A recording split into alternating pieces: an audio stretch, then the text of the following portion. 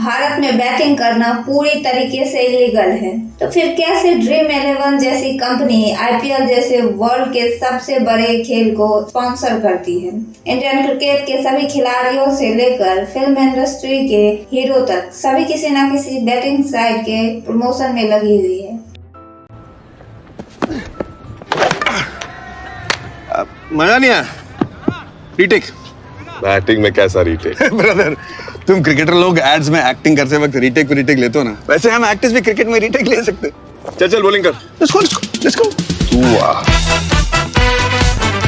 ऐसे में सवाल उठता है कि बैटिंग इतनी ज्यादा फेमस कैसे हो गई इंडिया के मार्केट में। फैंटेसी गेमिंग एप्स और नॉर्मल बैटिंग के बीच में क्या फर्क है, और सबसे इम्पोर्टेंट सवाल ये है कि ये $1.8 ट्रिलियन की इंडस्ट्री डेवलप्ड कंट्री जैसे यूएसए और यूके में लीगल है, तो फिर इंडिया में क्यों बैन है। भारत में बैटिंग हजारों सालों से चल रही है। महाभारत से लेकर रामायण काल तक आपको बहुत सी पुरानी ग्रंथों में बैटिंग की बात मिलेगी, लेकिन ध्यान देने लायक है कि इन सभी जगहों में बैटिंग को एक गलत चीज माना गया है, इसलिए इंडिया में यह पूरी तरीके से बैन है। लेकिन दोस्तों, आपको यह जानकर हैरानी होगी कि यूएसए और ऑस्ट्रेलिया जैसे विकसित देशों में यह पूरी तरह से लीगल है। कुछ साल पहले यह देश बैटिंग को बैन कर चुके थे, लेकिन बैटिंग के पॉसिबल फायदे देखकर उन्होंने अपने नियम और कानून में बहुत सारे बदलाव किए, जिससे आज बैटिंग को लीगलाइज किया जा सके। लेकिन आज के इंडिया में कुछ एक्सेप्शनल केस के अलावा सिर्फ फैंटेसी गेमिंग ऐप ही हर जगह लीगलाइज है, और इसका कारण है कि उन्होंने अपने सिस्टम को बैटिंग के नियम में छेड़छाड़ करके डिजाइन किया है, जिससे कि इसे लीगल नहीं किया जा सके। लेकिन सवाल ये है कि जब बैटिंग दूसरे देशों में लीगलाइज हो चुका है, तो फिर इंडिया में क्यों लीगल नहीं है। इस पूरी बात को समझने के लिए हमें थोड़ा समय पहले जाना होगा।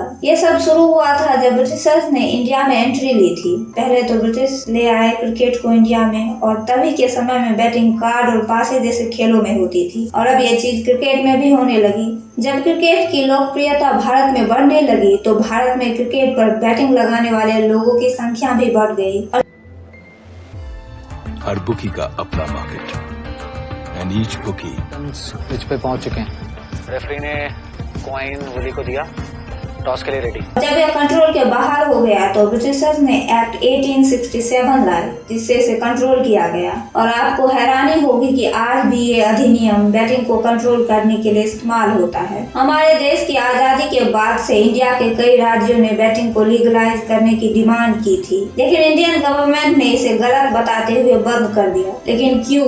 क्योंकि अगर ऐसा होता तो फिर फॉरेन के देशों में यह क्यों लीगलाइज है? क्या वहाँ के लोगों पर इसका गलत इम्पैक्ट नहीं होता? इसका जवाब हमारे भारत की चीजों में छुपा हुआ है। जैसे कि हमारे देश की आजादी के बाद इंडिया की लिटरेसी रेट 12% थी, और इस लिटरेसी रेट पर बैटिंग को लीगलाइज करना पूरे समाज को खतरे में डाल देता। क्योंकि देखिए, जिस सोसाइटी में सबसे ज्यादा लोग इलिटरेट होते हैं, पढ़ाई लिखाई की जगह वो कुछ काम करके अपनी जिंदगी चलाने की कोशिश करते हैं, और जब ये होता है तो हमारे देश के लोगों की मानसिक विकास का मौका पूरी तरह से खत्म हो जाता है। दोस्तों, 19वीं सेंचुरी में जब सचिन की एरा शुरू हुई थी, तब टीवी हर घर तक पहुंच गई, और इससे क्रिकेट की पॉपुलैरिटी बढ़कर आसमान छूने लगी। इसके कारण बैटिंग करने वाले लोगों की संख्या फिर से बढ़ने लगी। कुछ ही सालों में $1 बिलियन क्रिकेट बैटिंग का साम्राज्य खड़ा हो गया। लेकिन दोस्तों, सवाल यह है कि हमारी सरकार ने इसे रोका क्यों नहीं? वेल, इसका मेन रीजन है पॉलिटिशियन और अंडरवर्ल्ड माफिया, जो बैटिंग को पूरी तरीके से कंट्रोल करते हैं। एक रिपोर्ट के अनुसार 19वीं सेंचुरी में अंडरवर्ल्ड माफिया पूरे क्रिकेट टीम की मेजबानी करते थे। सभी खिलाड़ियों को एक्सपेंसिव घड़ियां और गिफ्ट देते थे,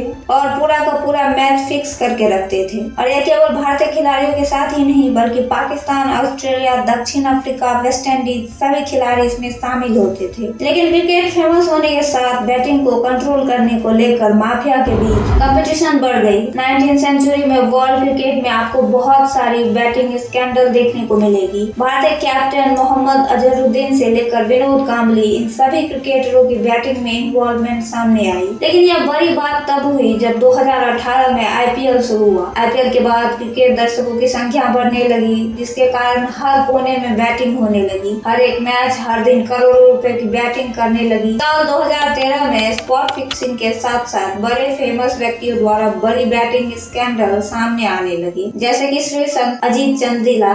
सभी क्रिकेटरों को स्पॉट फिक्सिंग में पकड़ लिया गया, और शिल्पा शेट्टी को अपनी टीम राजस्थान राजस्थान रॉयल्स को खोनी पड़ी। लेकिन उस समय तक इंडियन गवर्नमेंट समझ चुकी थी कि भारत में बैटिंग को हटाना इम्पॉसिबल है और इसका सबसे बड़ा कारण है अनऑर्गेनाइज्ड मार्केट। दोस्तों, अगर आप भारतीय बैटिंग को विदेशी बैटिंग से कंपेयर करें तो आपको पता चलेगा कि फॉरेन कंट्री में बैटिंग के लिए प्रॉपर सिस्टम है, जहाँ की दूसरी ओर भारत में एक बड़े स्टेज से रोड तक यह बैटिंग चल रही है। और इन सभी घटनाओं के बाद ड्रीम 11 और माई सर्कल 11 जैसे ऐप्स आने लगे और इन ऐप्स को यह लगता है कि यहाँ कोई बैटिंग नहीं होती, यह तो खेल पर आधारित है। क्योंकि यहाँ जीतने के लिए लक की जगह स्किल की जरूरत होती है। लेकिन सबसे बड़ी बात यह है कि इन सभी ऐप्स की एंट्री बैरियर है, अर्थात इन ऐप्स पर बैटिंग शुरू करने के लिए आपको बहुत कम पैसे की जरूरत होती है। और जहाँ भारत में गलियों में बैटिंग होती थी, वहीं सभी लोग अब इन ऐप्स पर आ गए। इनफैक्ट दोस्तों, सबसे इम्पोर्टेंट बात यह है कि जब भारत में बैटिंग इलीगल है तो गवर्नमेंट ने इन सभी ऐप को परमिशन क्यों दी है? तो देखिए दोस्तों, गैम्बलिंग एक्ट 1867 जिसे ब्रिटिश द्वारा लाया गया था, उसके मुताबिक पर्सन टू पर्सन की बैटिंग इलीगल है, लेकिन ऑनलाइन बैटिंग इलीगल नहीं है। दूसरी तरफ सुप्रीम कोर्ट ने केवल उन ऐप्स पर बैटिंग को इलीगल माना जहां लक रिक्वायर्ड होती है। लेकिन इन सभी ऐप्स का दावा है कि यह स्किल का खेल है, लक का नहीं। लेकिन इंटरेस्टिंग बात यह है कि गवर्नमेंट इन सभी फैंटेसी गेमिंग ऐप को बैन क्यों नहीं करती? क्योंकि इन सभी ऐप्स के टैक्स के जरिए पैसे कमाती है सरकार। लेकिन अगर इंडियन गवर्नमेंट ने पार्शियल बैटिंग की अनुमति दी है तो फिर यूके, यूएसए, ऑस्ट्रेलिया जैसे अन्य देशों की तरह इसे पूरी तरह लीगलाइज क्यों नहीं किया गया? देखिए दोस्तों, ऐसा नहीं है कि वो देश जहाँ बैन लगा रखा है वहाँ बैटिंग नहीं होती। जैसे कि एक एग्जाम्पल है ब्राजील, जहाँ 1946 से बैटिंग बैन है, लेकिन हर साल फॉरेन साइट पर $1 अरब से अधिक की बैटिंग होती है। वेस्टर्न कंट्रीज में लिटरेसी रेट भारत की कंपेयर में अधिक है, जिसके कारण ये दो चीजें होती है। नंबर 1, लोगों को पता होता है कि वो क्या कर रहे हैं और वे बैटिंग अपनी एंटरटेनमेंट के लिए करते हैं, ना कि तेजी से पैसे कमाने के लिए। और दूसरी बात है इन्फॉर्म्ड डिसीजन। और दोस्तों, हाई लिटरेसी रेट होने के कारण देशों के अधिकांश लोग सोच समझकर फैसला लेते हैं। देखिए दोस्तों, फॉरेन कंट्री में लोग उन्हें वोट देते हैं जो डिजर्विंग होते हैं, लेकिन इंडिया में आज से ही नहीं बल्कि एंशिएंट टाइम से यह चीज गलत समझी जाती है। क्योंकि अगर हम देखें, बहुत कम लोग हैं जो बैटिंग के थ्रू रिच हुए हैं, लेकिन बहुत सारे लोग हैं जो पैसे हार गए। इसलिए अगर सरकार इसे लीगलाइज कर दिया तो जो पार्टी शासन में है लोगों में विश्वास खो देगी। और जैसा कि आपको पता है, कोई भी पार्टी ऐसा नहीं चाहती। और कहीं ना कहीं हमारी सरकार अच्छी तरह से जानती है कि अगर बैटिंग लीगलाइज हो जाती है तो क्योंकि लिटरेसी रेट कम है, लोग इसे बहुत कम समय में पैसे कमाने की एक टूल समझेगी और लोग सब कुछ इन्वेस्ट कर देंगे। लेकिन जब चुनाव जीतने की बात आएगी तब लोग कभी भी वोट नहीं देंगे उस पार्टी को जिसने इसे लीगलाइज करके लोगों के परिवार को बर्बाद कर दिया। और जैसा कि दोस्तों आप हम जानते हैं कि भारत के लोग बड़े ही इमोशनल होते हैं। जब हमें पता चलता है कि खेल पूरी तरह से फिक्स है तब हम उस गेम में इंटरेस्ट खो देते हैं, हमें उस खेल को नहीं देखना होता है। और ऐसा पहले भारतीय क्रिकेट टीम के साथ हुआ था, जब बैटिंग माफिया ने इन सभी चीजों पर कंट्रोल कर लिया था और तब इस गेम ने अपना पूरा क्रेज खो दिया था। लोग इस खेल में इंटरेस्ट लेते थे क्योंकि इसमें थ्रिल और सस्पेंस होता था। आप नहीं जानते थे कि आगे क्या होगा, क्या आखिरी गेंद पर 6 लगेगा। और अब जब आपको पता चलता है कि यह गेम पूरी तरीके से फिक्स्ड है तो आपका थ्रिल और सस्पेंस खत्म हो जाएगा और लोग उन्हें देखना बंद कर देंगे। और यह हमारी गवर्नमेंट के लिए एक बड़ा खतरा बन जाएगा। मान लीजिए लोग क्रिकेट देखना बंद कर दे तो सभी इंडियन क्रिकेटर्स और कंपनियां जो क्रिकेट के थ्रू अरबों रुपए कमाती है और गवर्नमेंट को टैक्स देती है, तो ये सभी कंपनियां बैंकरप्ट हो जाएगी।